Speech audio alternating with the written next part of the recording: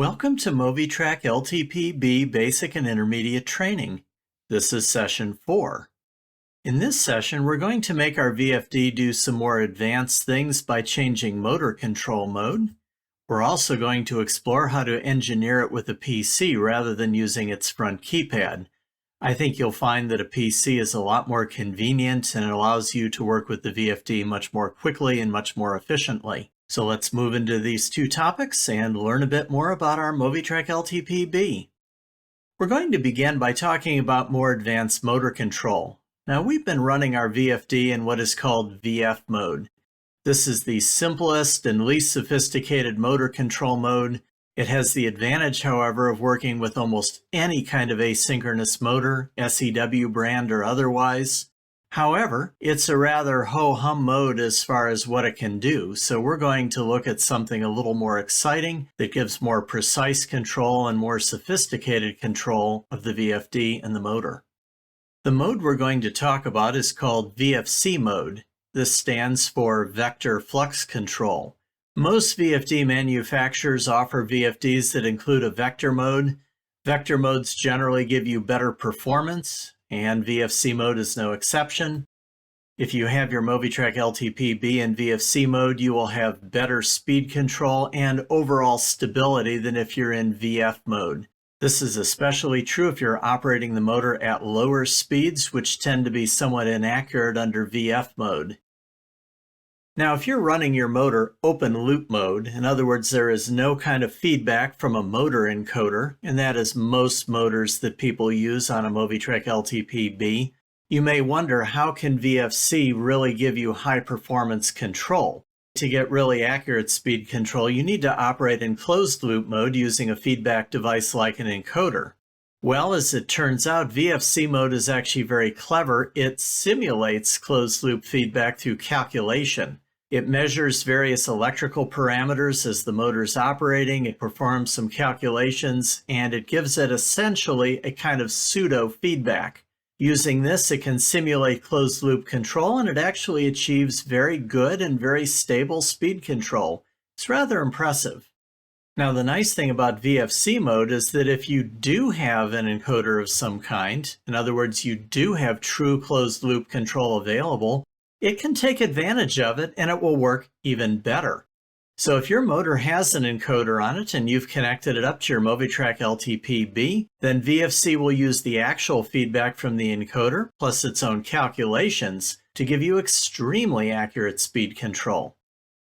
Now, just a reminder, if you do wish to use a motor encoder on a MOVITRAC LTP-B, you must have an encoder card installed in the VFD. There are two encoder cards available. One supports TTL encoders and the other HTL encoders.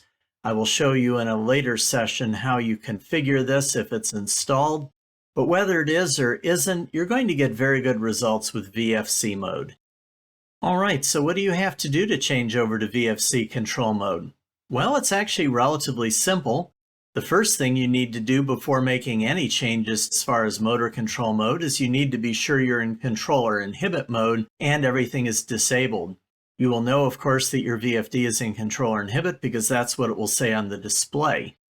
Once you're in control or inhibit mode, go ahead and enter parameter edit mode and do a quick startup. In other words, you need to set the motor's voltage, the motor's current, its frequency, its nominal speed, the control mode you wish to operate in, and by this I mean terminal control or keypad or field bus mode. You need to set the maximum speed and the minimum speed, and then set the acceleration and deceleration ramps. Now, if you've already done a quick startup, then you're fine. You don't have to do it again. But if you haven't done a quick startup, probably the smartest thing to do is to factory default your VFD and work through the standard quick startup and the basic parameters. Now, once you have completed quick startup, you have to do just a couple additional things in order to switch to VFC mode. Now, your next step is to unlock the extended parameters. So you need to go to parameter 1-14 and set it to 201, which unlocks the extended parameter set. Most of the parameters you're going to be setting for VFC control mode are in other parameter groups. So, of course, you have to have the extended parameters unlocked to even see those. Now, once you've done that, what you need to do is go to parameter 4-01 and 4-05 and set these. And these, of course, are in the extended parameters. Parameter 4-01 is the motor control mode. Now, it will probably be set to 2, which is VF mode. You'll need to change it to 0, which is VFC mode. And then once you've done that, go to parameter 4-05 and set the motor's power factor. It defaults to 0.78, but you'll have to set it to whatever your motor's power factor is. Now, perhaps you're saying, wait a minute, I don't know what the power factor is. Where do I find it? Well, glad you asked. There are several places you can find the power factor. One place to look is on the motor's nameplate. Many nameplates will show it. And here's what you need to look for on the nameplate. You need to look for something like cosine phi, or cosine with that Greek letter phi after it, or the letters PF, which stands obviously for power factor. Next to that, you should see a number between 0 and 1.0. For example, power factor might be 0.75. It's pretty unlikely you'll see a really low power factor. You'll probably see something closer to 1.0 than 0. But if you see that, that is the power factor. It gives some information about the motor's electrical characteristics. The VFD needs to know this to operate in VFC mode. Now, what if you look on your motor nameplate and you can't find cosine phi or anything like it? Well, some nameplates don't list the power factor. In fact, the motor on my demo unit doesn't happen to list the power factor. So in that case, what you need to do is dig into the motor's data sheet, which you'll have to get from the manufacturer, and it will be there with the list of electrical parameters. I looked up mine on my motor's data sheet, and I'm all set to go now. So you need to get the power factor, and you need to put it in parameter 4-05. Now, the next step is not unique to VFC mode. In fact, you can set this in any motor control mode, including VF. It is what is called the PWM frequency. I'm simply mentioning it here because this is a very convenient time to talk about it. I didn't want to talk about it in an earlier session. You may wonder, well, what is PWM frequency? Well, we need to go back to that synthetic alternating current that the VFD generates. Now, as you recall from an earlier session, I said that the VFD is actually just turning pulses of high voltage DC on and off in various patterns to create a kind of synthetic sine wave. Now, the VFD is varying the frequency of that synthetic sine wave to vary the speed of the motor. However, the pulses that make up the synthetic sine wave are actually occurring at a fixed frequency. This is called the modulation frequency, and it's a frequency somewhere between 2,000 pulses per second and 16,000 pulses per second. The modulation frequency is set by a parameter in the VFD, and you can set it to one of several different frequencies. In fact, here are the frequencies available for the MOVITRAC LTP-B. You can set it as low as 2 kilohertz, that's 2,000 pulses per second, or as high as 16 kilohertz, which is 16,000 pulses per second. Now you may wonder, well, why would you want to adjust it at all? Well, the answer is at low frequencies, the VFD runs very efficiently and it also runs cool. On the other hand, unfortunately, you can also hear the modulation frequency. It's kind of a high-pitched squeal that some people can hear very well and find quite annoying. Now, as you set the modulation frequency to higher frequencies, the VFD becomes progressively quieter, but it also runs hotter. And that is because the transistors, by turning on and off more times per second, generate more heat. So it's a compromise between noise and coolness. So if it's important that your VFD run quiet, for example, if you're operating in a quiet environment where people could hear that lower modulation frequency, then you can set it to the higher frequency and simply accept the fact your VFD is going to run hotter. On the other hand, maybe you're running it right at the upper limit of what it's capable of. You might have to go down to that lower frequency to run cooler and just put up with the noise. So it's kind of a balance between your comfort being around the VFD and the VFD's comfort being cooler. The point is, though, you can adjust this. So where do you set it? You go to parameter 2-24 in the extended parameters, and this parameter sets the maximum PWM frequency. By default, the modulation frequency is usually 4 kHz, so there will be a 4 here, but some models of the MOVITRAC LTP-B may be other frequencies by default. This is the complete list of available frequencies, all in kilohertz. You can pick whichever one you feel is appropriate. Now, do be aware of this. The VFD will protect itself if it starts running too warm, and it will automatically lower the modulation frequency if necessary. So if you set it to 16 kilohertz, the highest frequency, the VFD will progressively step down to lower modulation frequencies in an attempt to cool off, and then back up to 16 kilohertz when it's cool. Now, as I said, the pulse width modulation frequency is not tied uniquely to VFC mode, but I recommend while you're setting up VFC mode, you might as well set your PWM frequency at the same time. You're almost finished with VFC setup, but there is one final thing you have to do, and you've done this before when you did a VF setup. You have to tune the motor. Remember the auto-tuning process? What it does, the VFD runs a small amount of electric current into the motor makes some funny noises, it may move around a bit. The VFD takes some measurements and it adjusts some parameters to sort of match itself to the motor. Whenever you change motor control modes, doesn't matter which one it is, you must run another auto-tune cycle before the VFD can correctly operate the motor. So what do you need to do after you complete your VFC setup in order to run auto-tuning? Well, that depends. If you factory defaulted your VFD before changing modes, in other words, you cleared the VFD and you started from scratch, the auto-tune cycle will run automatically when you start the motor for the first time. So when you take it out of controller inhibit mode, enable it, press the start button, the VFD should run an auto-tuning cycle. However, if you didn't factory default the VFD, you just went in and changed a few parameters to change modes, then auto-tuning will not run automatically when you start the motor. Instead, you must manually trigger it. Now you may wonder, well, how do I trigger an auto-tune cycle manually? Pretty simple. You go to parameter 4-02 in the extended parameters, and this allows you to trigger an auto-tune mode whenever you like. Now this parameter by default is set to 0. The way you make it run an auto-tune is you simply change it to 1. Now just a heads up here, in order to change this parameter to 1, you have to remove controller inhibit. It's okay to leave the VFD disabled, but you must remove controller inhibit first, otherwise it will not let you change this to 1.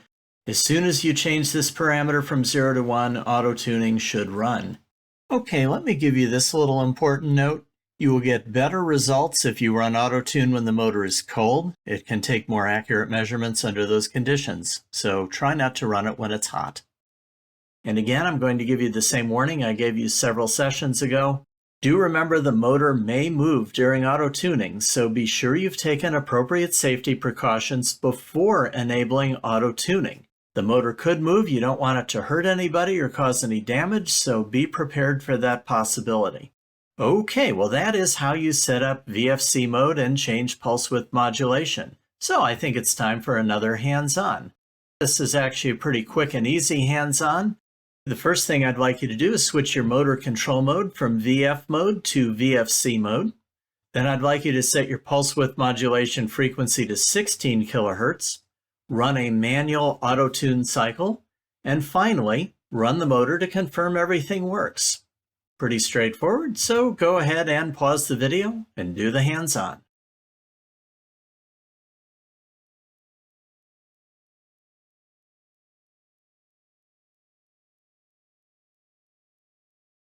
All right, well, I hope that went smoothly for you. But if you had some problems, or if you just don't happen to have a demo unit, then I'm going to demonstrate how to do those things right now on my demo unit. So here we go. All right, we're going to go ahead and get changed over to VFC mode. Just a reminder, several sessions ago we did a quick startup of our VFD. We provided just the basic information, so that meant we were started up in VF mode.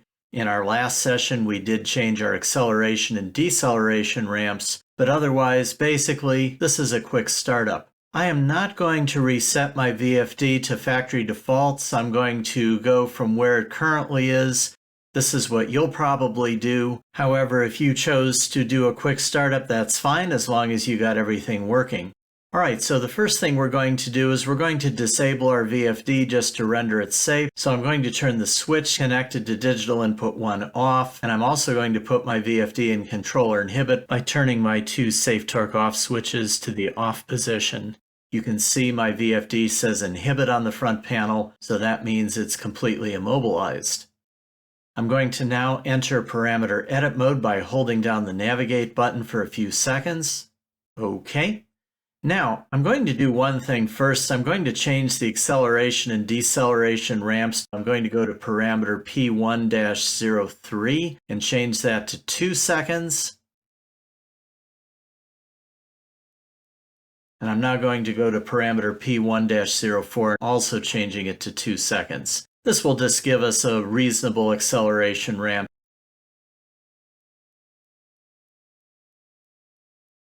Now we need to enable our extended parameters, so I'm going to go to parameter P1-14 and I'm going to put a 201 in there, which will unlock our extended parameters.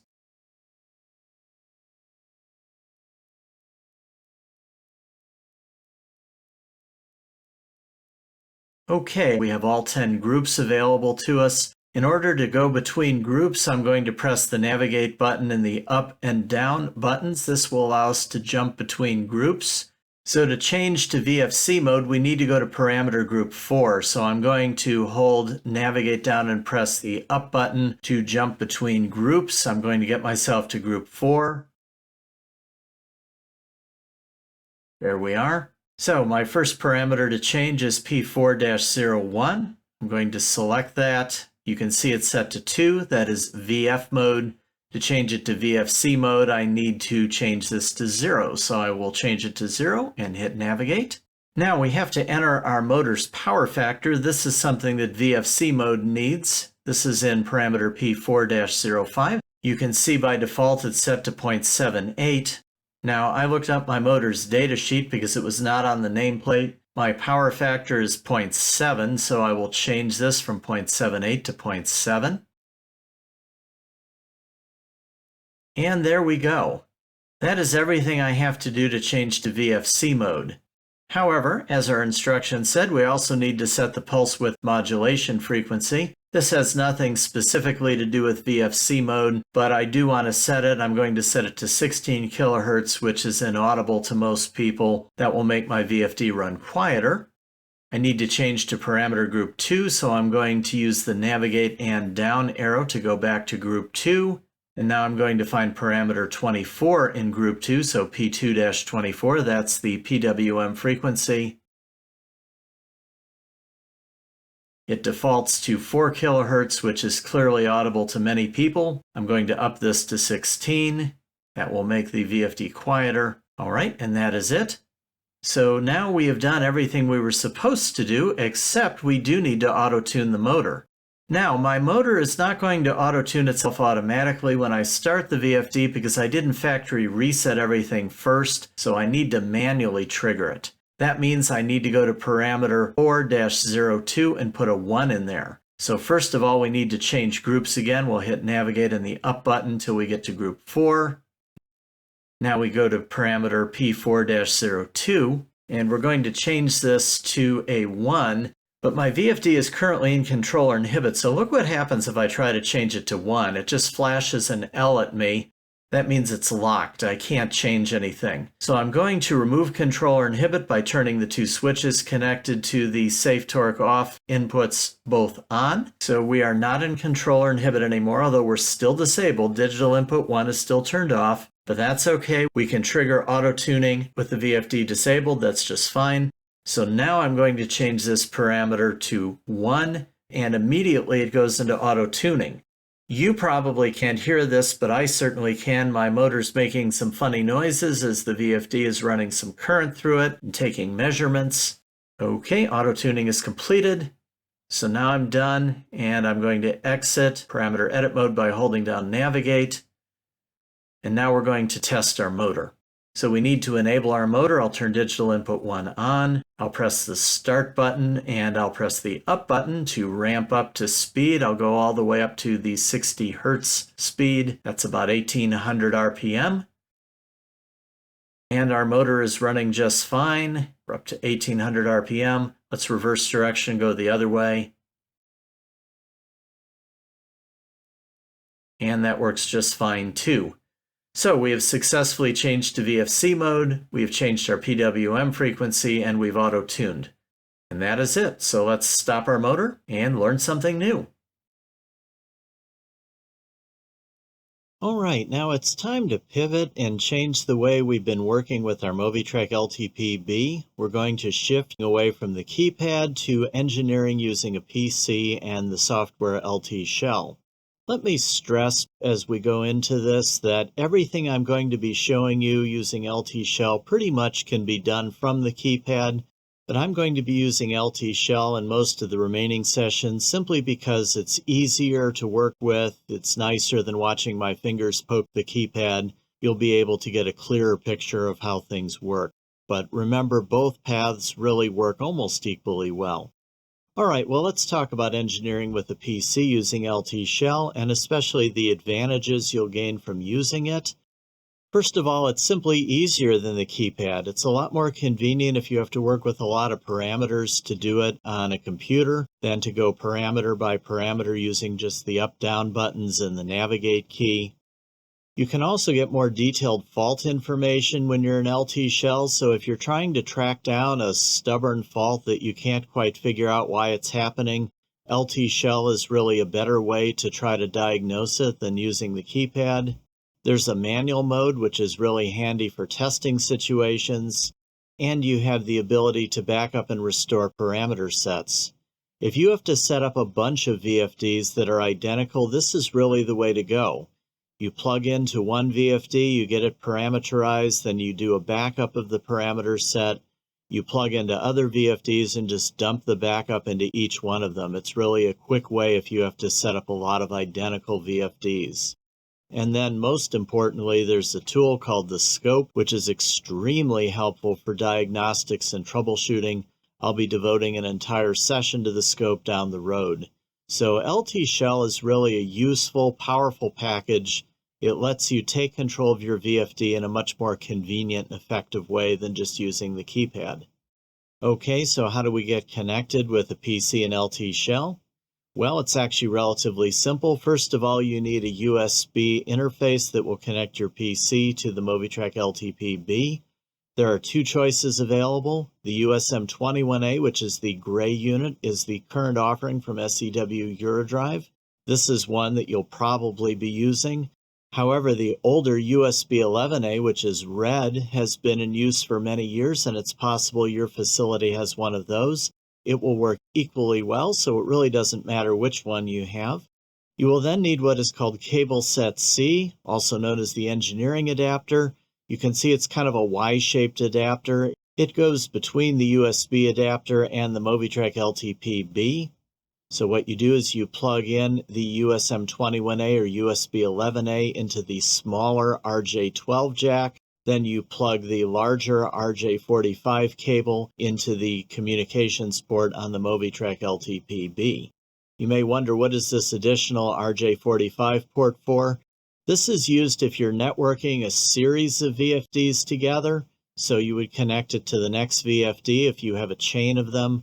But in many cases, you'll just leave it unconnected if you're connecting up to just a single MOVITRAC LTP-B. This is usually how you'll be engineering a MOVITRAC LTP-B. You'll connect your USB adapter to your PC, you'll connect it to cable set C, and then you'll plug cable set C into the VFD. So this is good if you're engineering just a single unit. However, it is possible to engineer multiple units at once, and I need to explain something that will make that clearer. Every MOVITRAC LTP-B has a unique address. This is a number between 1 and 63, and if you have multiple VFDs connected together, each one has to have a unique address. You never want two VFDs to share the same address, because if you do, you're going to have all kinds of communication conflicts. By default, VFDs are usually just set to address 1. You can set them actually to anything you like. There's no rule that they be address 1, but it's convenient just to leave it set to 1. That's something you can sort of always count on. So I recommend, unless there's a compelling reason to change it to something else, just leave it set to 1. Now, it is possible to engineer a whole series of VFDs. The way you would do this is you would attach splitters to the other VFDs and then RJ45 cables to chain them together. The last VFD must have a terminator installed on it. Cable sets A and B contain splitters, terminators, and RJ45 cables. You should look at the catalog to see what you need if you're going to set up multiple VFDs. The nice thing is, when you set up VFDs in this way, you can engineer each one from a session of LT Shell, and I'll be explaining that a little more in just a minute. Of course, if you have all these VFDs connected together, you must be sure that each one has a unique address. So, for example, you might set the others to 2 and 3. You do not have to use contiguous addresses, nor do you have to set them in any particular order. All that's required is that they be unique. Where do you set the communications address? Well, you need to be in the extended parameters, so you have to unlock them. You set parameter 5-01. You can change it to any number between 1 and 63. As I've said before, and I'll just say once more, if you're not networking VFDs, in other words, it's just a standalone single VFD, just leave it on the default address, which is 1. That's simpler. But if you are connecting a network of them together, every one must be unique, so pick a unique number for each one. It's probably smart just to set them in order, but there's no requirement to do this. It's just common sense. All right, so here's LT Shell. When you fire it up, it's going to be in what's called offline mode, and it's just going to show kind of a template MOVITRAC LTP-B. So what you're going to be doing to begin with is to get your communications configured, and then you will scan for VFDs. Here's how you set up the communications parameters. You click this button right here. Now the first thing you'll need to do is pop down the connection type pull down and change it to wired serial interface. That means it's going to look for USM21A or USB11A. If you were using the wireless Bluetooth interface, you would pick that here. I'm not going to cover that because I don't have one of those. And then open the second pull down and find your USB adapter and the COM port that it's on. In this case, it's COM9 for mine. Yours almost certainly will be different. Just be sure it says USM21A or USB11A, and that is all you need. Once you've selected that, click Connect. The dialog will close and you'll be ready to scan in. Now, by default, what LT Shell does, it scans through a range of addresses looking for VFDs. It's going to scan from addresses 1 through 8 by default. You can see that set right here under Network Scan Limit. Now, if you have a whole network of VFDs, then this is probably fine. However, if your VFDs are set to addresses other than 1 through 8, they're not going to appear. So if you want to be absolutely sure you've scanned your network completely and you've scanned for every possible VFD on it, you will need to set this to 63. But that is rather slow. It's got to go through each one of those addresses looking for a VFD. So if possible, restrict your range to something less. And if you have just a single VFD, which is probably what you're going to be doing 90% of the time, just set it to 1. And that way it won't look on the other addresses at all. It'll just go to the default address. All right, so once you've done that, click Scan Drive Network. It will go out and see what it can discover. Now what will happen is the screen will change and it will show the VFDs that it's discovered along with their parameters. So you will now be in online mode, ready to work with the parameters. And this is what my demo unit showed when I scanned into it. So let's just take a quick tour of this screen in LT Shell. First of all detected VFDs will be shown vertically down the side. You can see my demo unit is the only one it discovered. Notice its address next to the letter N. It says N01. That means it found a VFD on address 01. If you have multiple VFDs networked together, you will see other ones there. To engineer a particular VFD, just click on it in that list on the left. In this case, there's only one, so I don't need to do that. It's selected by default. Let's do a quick tour of the different controls that you'll see on this screen. First of all, you will see 3 buttons here. These are the mode buttons. They select which mode you want to operate in. LT Shell has 3 different modes. You pick them by clicking these buttons. When you click the mode button on the left, you'll get the parameter edit screen. That's the default screen because you'll be working with parameters most of the time. If you click the middle button, you'll get the drive monitor. This allows you to monitor the VFD when it's running and also control it in manual mode. And the third button opens up the scope tool, which is a very powerful diagnostic tool used for tracing faults and confirming that the VFD is working the way you expect. We'll be covering all three of these as we go through the remaining sessions in this class. We'll be talking mostly right now about parameter editing. All right, so let's talk about working with parameters using LT Shell. This is what you'll probably be doing most of the time. This is the parameter edit screen. Let's just do a quick survey of the controls.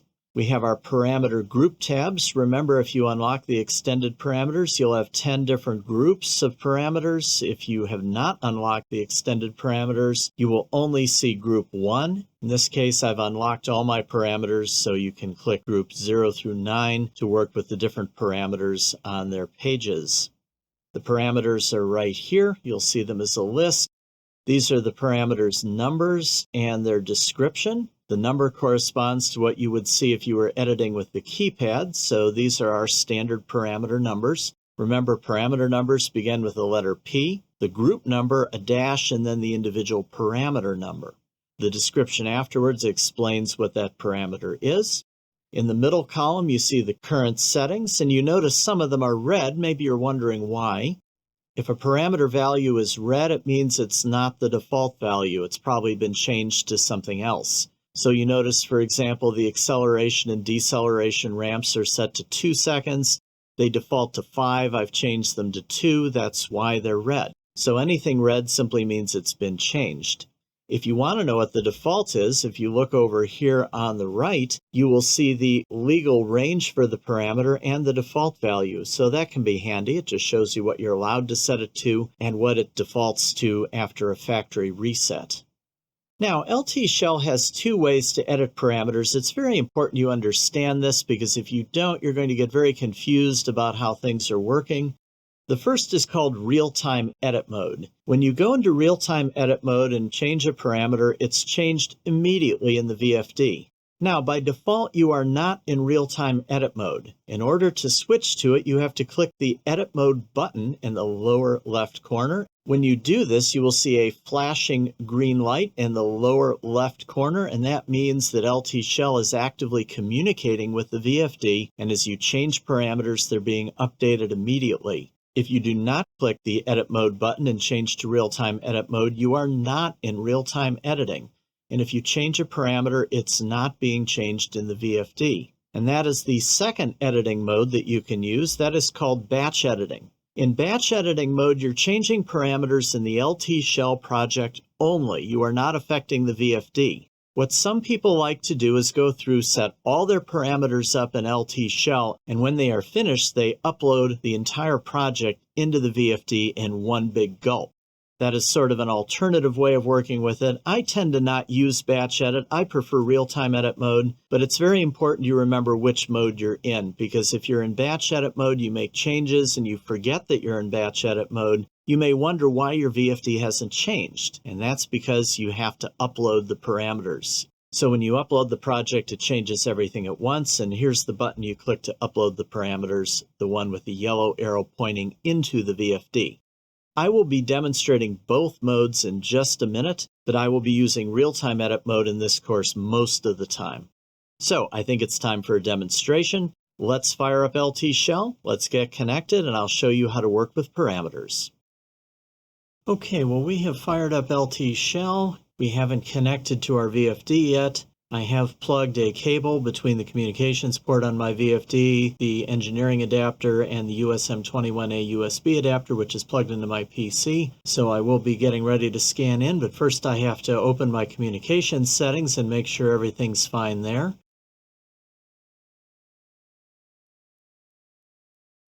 I need to be sure this is set to wired serial. You can see the Bluetooth modules there, but we're using wired. And then I need to make sure I've got my correct COM port, and in this case COM port 5 is the right one because it says USM21A. So I'll click Connect, and I'm ready now to connect up.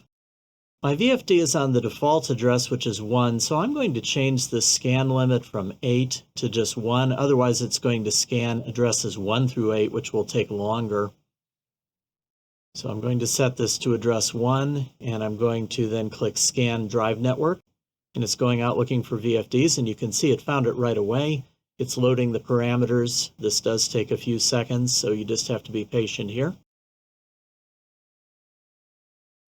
And there we go. You can see it found my VFD. If you look on the left, there's the list of VFDs, and there's just one here because I don't have a network of them. You can see it's on address 1.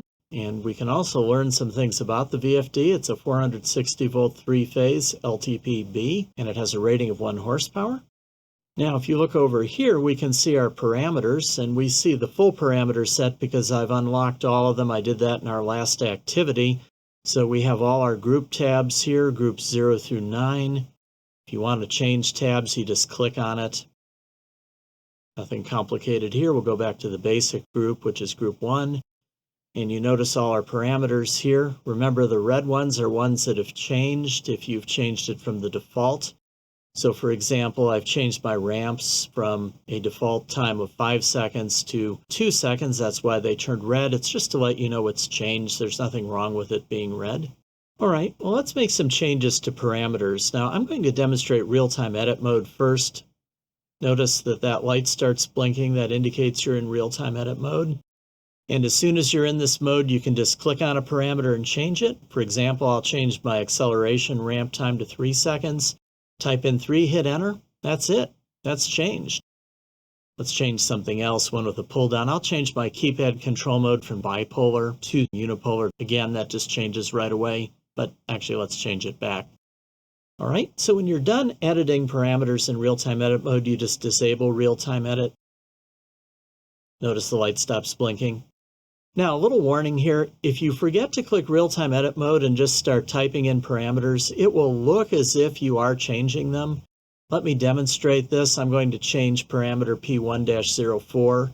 I'm going to change it to 6, hit enter. Now that looked like it changed, but I'm going to rescan my drive, which will reload the parameters from the VFD, so watch as it reloads the parameters.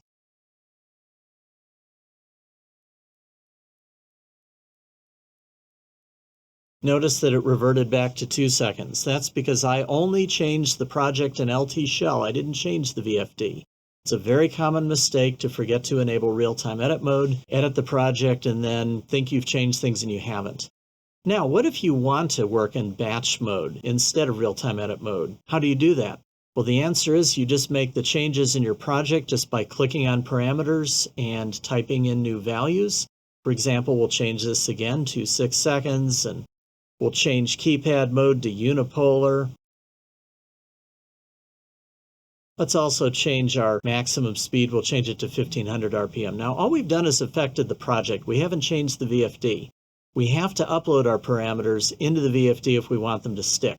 And we do that by clicking this button here, Transfer Parameters Set to the Selected Drive. It's got the arrow pointing into the drive. If I click that, it will load these parameters in. And there we go. That is batch edit mode. So use whichever mode you like. I prefer real-time edit mode, but always remember you've got to click that button. It's so easy to forget that. Let's actually re-enable real-time edit mode. I want to change those parameters back. I really don't want those changes to stick, so we'll go back to 1800 RPM and bipolar control mode. We'll just leave our ramp there. 6 seconds is fine. We'll disable real-time edit mode. All right, before we leave this page, I want to remind you of something else. If you ever are curious what the legal range is of a parameter, it's right there in the range column. For example, notice it shows maximum frequency or speed limit, 0 to 9000 RPM. Now that might not be appropriate for every motor, but that is the legal range limit that you can type in. And then right next to that, the default column tells you what the standard value is that will come in after you factory reset your VFD. So those things are just handy as a quick reminder. Also, if you want to know what a parameter does, there's a handy little hint. If you just hover over the parameter, you can see it pops up sort of a little help screen. Let's do something else here. Let's take a look at a special parameter group, and that is group 0. These are the read-only parameters. You can't change these, but they do change to show you what's going on with the VFD. Now you notice right now they're not changing or doing anything. That is because we're not in real-time edit mode, so they're not being updated. That real-time edit button is very, very important. Never forget to click that. So if we want to see our parameters change, we have to enable real-time edit. So we need to click that button and see that the communication light starts blinking. So there we go, we're in real-time edit mode. And we have to do one other thing that's really important as well. We have to check the refresh checkbox for every parameter row we want to monitor. The reason it makes you do this is kind of interesting. The communication link with the VFD is actually rather slow, and if it had to update all the group 0 parameters constantly, it would take about 10 seconds per refresh cycle, which would be really, really slow. So to keep things more manageable, you just check the rows that you're genuinely interested in, and that makes the communications link work at an acceptable speed. All right, so we're going to pick a few of these and activate them. Let's pick analog input 1. That's the potentiometer connected up to my demo unit. We'll check that one. We'll do the digital inputs as well. And we'll go down our list here and let's pick the DC link voltage. That's handy to monitor. We'll pick the heatsink temperature and we'll pick the estimated rotor speed. So we'll just pick those 5 parameters and nothing else. They will update very briskly since we're only doing a few of those. So we'll go ahead and make some changes here and watch them. So watch the analog input 1 value. Notice it's changing as I turn the potentiometer. So you can see we are getting a live update. I'll flip the switch on digital input 1 a few times and you'll see that change. Notice that bit is changing from a 0 to a 1 and a 1 to 0. And now I'll go ahead and I'm going to start my VFD. I'm going to press the start button on it. And you notice our DC link voltage is now changing as the drive runs. The heatsink is warming up, temperature's rising. I'll roll down here. You can see our estimated rotor speed is around 1800 RPM now. It's jumping around a little bit, but pretty consistent.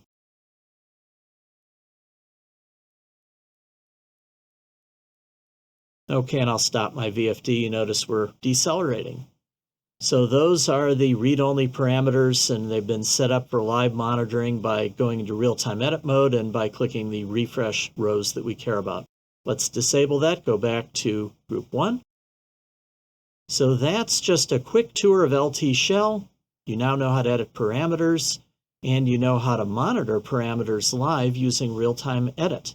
And that is the end of session 4. It was kind of a long session, but we had a lot to cover. I hope you found it useful and instructive. In our next session, we're going to talk about engineering the drive with LT Shell a little more. There's still much to cover. We're going to look at using manual mode and the monitoring tool, and we're going to do a hands-on activity to give you a chance to really get your feet wet with LT Shell, play with parameters, play with manual mode, play with monitoring, and just get very comfortable with using this tool because it's extremely powerful and you're going to be using it a lot. So, see you next time.